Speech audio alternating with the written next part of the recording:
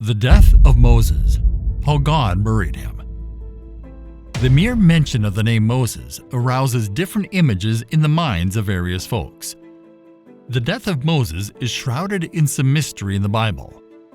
We know he died at the age of 120, yet his eyes were not weak, nor his strength gone. Despite his age, Moses was still in his prime when he was called home. Moses was barred from entering the Promised Land because of his disobedience at the waters of Meribah Kadesh. He led the Israelites to the very edge of Canaan and was given a glimpse of the land, but he was not permitted to enter it. At the end of Moses' life, God gave Moses a glimpse of the land he had left Egypt for. Moses climbed Mount Nebo from the plains of Moab to the top of Pisgah. Mount Pisgah has a summit elevation of 4,500 feet, and that's nearly a mile. There aren't many 120-year-old men who can climb a mountain nearly a mile high and live to tell the tale. However, Moses could. He managed it by scrambling hand over hand. There was no trail wide enough for Moses, and he didn't need one anyway. If you're wondering what condition he was in, that feat will tell you. Yet here was Moses, nearly a century and a quarter old, climbing to the top of a 4,500-foot-high peak and having a great time once there. Moses is not full of self-pity. He knew he would pass away since God had told him so, and the Lord had already set another man, Joshua, in his stead before he died. The weighty responsibility of guiding the nation was lifted from his shoulders for the very first time in the last 40 years of his life. Moses could take each step on the slope in stride with lightened shoulders. He was well aware that he was about to take his final breath at any moment. When it comes to the subject of death, Moses teaches us that a believer has no reason to be afraid or to rush out into the streets in a panicked state. Death is an inevitable part of existence for each and every one of us. Before we are truly prepared to live, we must first be prepared to pass away. Therefore, when we are ready to pass away, let us not delay and immediately do it. Imagine the breathtaking view that was spread out before him. Moses looked out, and the Lord showed him all the land, Gilead as far as Dan, and all Naphtali and the land of Ephraim and Manasseh, and all the land of Judah as far as the western sea, and the Negev, and the plain in the valley of Jericho, the city of palm trees as far as Zoar. That is what Moses was looking forward to as he took in this final visual feast of the Promised Land, a piece of real estate he would never set his feet upon. And that was it. God wanted him home. Then the Lord said to him, "This is the land which I swore to Abraham, Isaac, and Jacob, saying, I will give it to your descendants. I have let you see it with your eyes, but you shall not go over there." So Moses, the servant of the Lord, died there in the land of Moab according to the word of the Lord. Moses gave up the spirit. Whether we are heroes or not, we will all reach the point in our lives when we must abandon the body and pass on to another realm. Two different messages spring from this. The aloneness of death. Not its loneliness, but its aloneness. There's a difference. Loneliness suggests an empty longing, reaching in vain for someone else. Aloneness means nobody else goes along. That is what I see here. It's a solo flight. You never take a companion along when you travel through death. You go all alone. Everything is great, just as long as we don't have to be alone.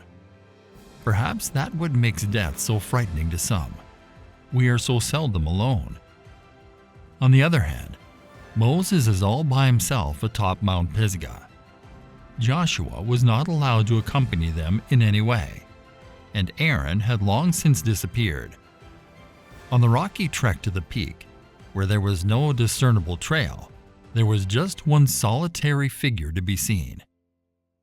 The next thing that springs up is, The security of death. Moses died according to the word of the Lord. The man's life came to an end precisely how God had planned it out all along. Moses passed away by himself, but in peace. The account of his passing is contained within the final 6 verses of the book of Deuteronomy, chapter 34. Death has a way of putting things in proper perspective, doesn't it? What a way to live! 120 and you don't need glasses. A century and a fifth and you don't need crutches. Moses never did sit around in a rocking chair rubbing on liniment and drinking Ensure. You can't help but wonder, did those Hebrews who often grumble about him adore him? Or was he just a convenient target who served as a lightning rod for their discontent? Were they inclined to think of him as some kind of distant, profound man of God? The answer is found in verse 8 when he died. Deuteronomy chapter 34, verse 8. So the sons of Israel wept for Moses in the plains of Moab for 30 days. Then the days of weeping and mourning for Moses were ended. Oh, how the Israelites will miss their late leader's wise counsel. His work among them stirred their emotions to such a degree that it took an entire month for them to mourn his passing after he had left them. But finally that mourning came to an end. That ought to be true in our own lives. After a death comes a burial, and so it was in the case of Moses. But verse 6 contains one of the most remarkable statements about the whole remarkable career of Moses. Deuteronomy chapter 34, verse 6. And he buried him in the valley in the land of Moab, opposite Beth Peor. But no man knows where his burial place is to this day. Moses is the only person in the Bible whom God personally buried. Did you realize that? The Lord then hid the tomb. What made him do that?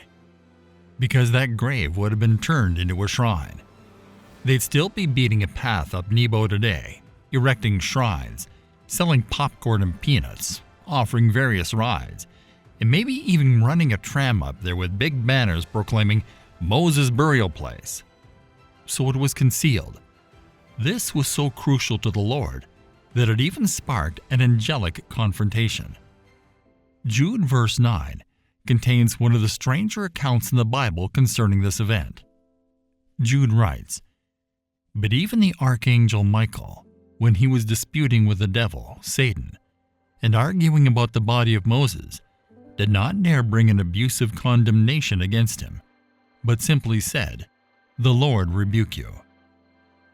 It would appear that the devil had his own ideas about what he could do with Moses' body, but God responded, Never. I claim ownership of his body in the same manner that I do his soul, and I intend for the grave to remain undiscovered for all time. The end of the story. All things have their proper wrap-up, as does the story of Moses. Since that time, there has not been another prophet who has arisen in Israel who is comparable to Moses, whom the Lord personally knew. This is due to all of the miracles and signs that the Lord commanded Moses to perform in the land of Egypt against Pharaoh, all of his servants, and the entirety of Pharaoh's land, as well as due to all of the great terror and mighty power that Moses displayed in front of all of Israel. Famous French historian and philologist Joseph Renan once said of Moses, He is a colossus among figures of humanity. Renan was referring to Moses. The majority of us, when we read this portion of the epitaph and think about all of the enormous strength and of all the miracles that Moses did, have a tendency to think that Moses is in a league of his own. I can't touch him. This life, I've observed, amounts to just another theoretical study. It almost mocks me, because I'm not like Moses. Moses was clearly one of a kind, but at the end of the day, he was just a man serving God. Nonetheless, we can derive a great deal of personal gain from learning about his life and passing.